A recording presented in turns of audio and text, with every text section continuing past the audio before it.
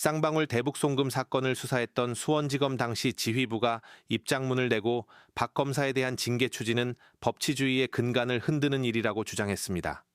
박 검사는 이화영 전 경기도 평화부지사 수사 과정에서 이른바 연어술접대 회유 의혹의 당사자로 지목된 인물입니다. 서울고검 인권침해점검 TF는 당시 검찰청사에 술이 반입됐다는 취지의 감찰 결과를 대검에 보고한 것으로 알려졌습니다. 감찰 결과에는 박 검사와 이 전 부지사 변호인이었던 서민석 변호사 사이의 통화 녹취 내용도 포함된 것으로 전해졌습니다. 해당 녹취에는 박 검사가 이재명 대통령에게 불리한 진술을 요구하며 이 전 부지사를 종범으로 하고 이 대통령을 주범으로 하는 취지의 자백이 필요하다고 말한 대목이 담긴 것으로 보도됐습니다.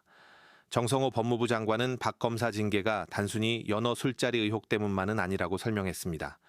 정 장관은 수사의 공정성을 의심할 만한 녹취록이 공개됐고 반복 소환과 확인서 미작성, 외부인 접견 허용, 외부 음식 반입 방치 등 여러 문제가 지적됐다며 징계 판단이 타당하다는 입장을 밝혔습니다. 또 박 검사에 대한 직무정지는 검사징계법에 따른 절차라며 비위 의혹을 받는 검사가 계속 직무를 수행하는 것은 수사 공정성과 검찰 신뢰 측면에서 부적절하다고 강조했습니다.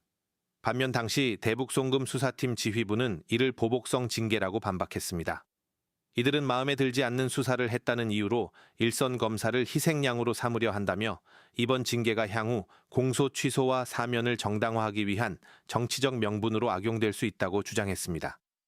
박상용 검사 징계를 둘러싸고 법무부는 수사 공정성 훼손 의혹을, 당시 수사팀은 정치적 보복 가능성을 각각 주장하면서 논란은 대검 감찰위원회 판단으로 이어질 전망입니다. 한번 말씀드리도록 하겠습니다.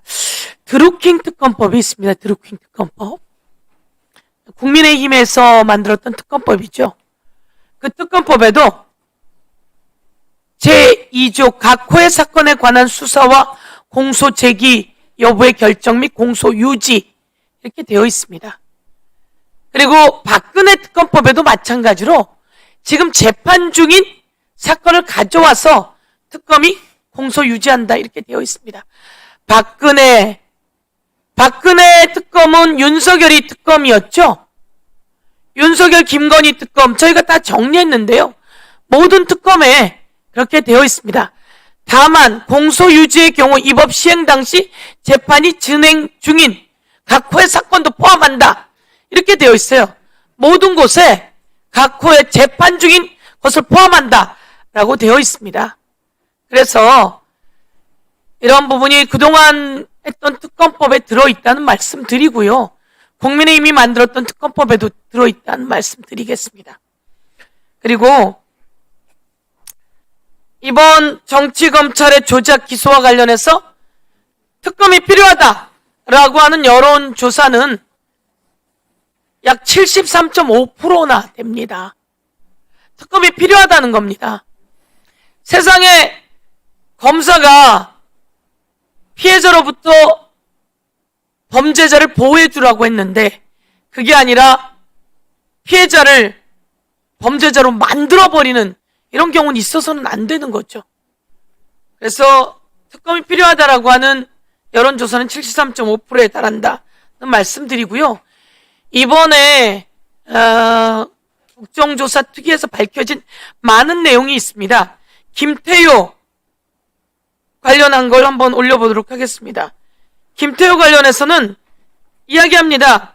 이 서해 사건 관련해서 한 번도 수정한 적이 없다. 저는 수정한 적이 없어요. 맹세코 없어요. 펜을 든 적이 없어요.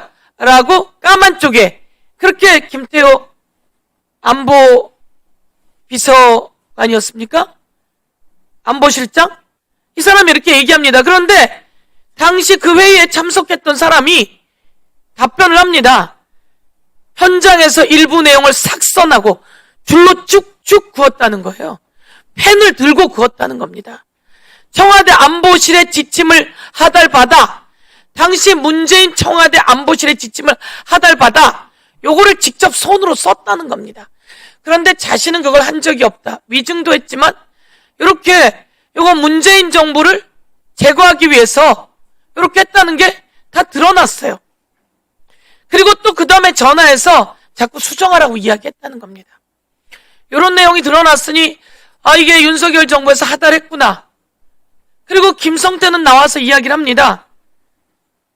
정말 못난 저 때문에 누가 돼가지고 그 부분은 정말 죄송스럽게 생각한다. 이재명 대통령을 향해서 이 얘기를 해요. 그러면서 이 얘기는 뭐라고 얘기했냐면 자기가 태국에서 태국 이민보호소에 잡혔는데 거기에서 국민의힘 의원들이 회유하는 전화도 하고 제의를 많이 한다는 겁니다. 제의. 그거 꼭 수사해야 합니다.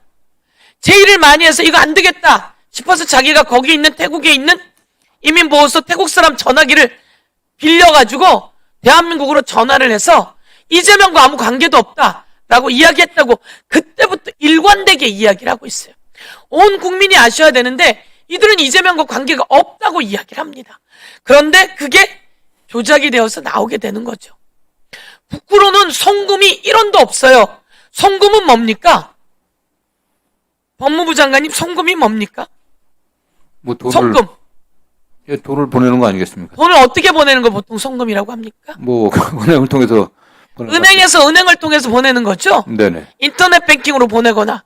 북으로는 은행으로 돈을 보낸 게 1도 없어요. 그런데 대북 송금, 마치 이재명을 위해서 김성태가 손을 콕 눌러서 돈을 보낸 것처럼 이건 네이밍에서부터 잘못됐다는 거예요. 그리고 이게 얼마나 많은 수사를 받았고 국회에 와서 한동훈이 이야기를 했잖아요. 돈 이야기 많이 하고 김성태하고 이재명이 공모했다고 이야기를 합니다. 대장동도 마찬가지예요. 노웅래 의원 한동훈이 와서 돈 부스럭거리는 소리 나왔다고 했는데 그 재판에서 아무것도 없어서 무죄 나왔잖아요. 돈봉투 사건 다 그거 조작 아닙니까? 다 무죄 나왔잖아요.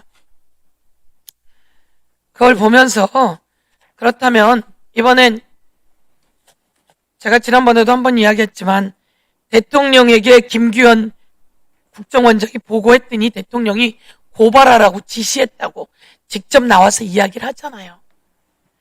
박상용, 하이라이트는 박상용입니다. 박상용의 녹취가 온 세상에 나올 줄 누가 알았어요? 국민도 놀라고 국민의힘도 놀라고 더불어민주당도 놀라고 판사도 놀라고 검사도 놀라고 제일 놀란 건 박상용일 겁니다. 박상용. 이재명을 주범으로 하고 이화영을 종범으로 하고 저는 이 녹음 하나로 다 끝났다고 생각해요. 그러면서 박상용이 또 나와서 얘기하잖아요. 국민의힘과 한 청문회에서 부장검사, 차장검사, 지검장, 네, 지검장, 그리고 반부패부, 그리고 대검까지 다 보고했다고 하고 마지막 또 하이라이트가 뭡니까? 제가 이렇게 한번 오늘은 오래간만에 피켓 어디 갔어? 하나만 할게요. 이렇게 요게 4월 28일부터 30일 보고서. 이게 위에 대통령까지 보고되었다고 이시원 비서관이 나와서 답을 못하잖아요. 저는 국민들께 요 1일 보고서 안에 보면 과간입니다. 별건의 별건을 수사한 내용이 이 보고서 안에 들어있는데 이 보고서 꼭 좀 국민 여러분 읽어보시면 좋겠고요. 예, 그래서 저는 국정조사에서 하이라이트 찍었을 때 특검 가서 수사해서 이제는 국민의힘도 이 고리 끊고 모두 고리 끊어야 되는 때다. 이렇게 말씀드리면서 예, 이상으로 정리를 하겠습니다. 늦게 와서 이제 발언권 끝났어요.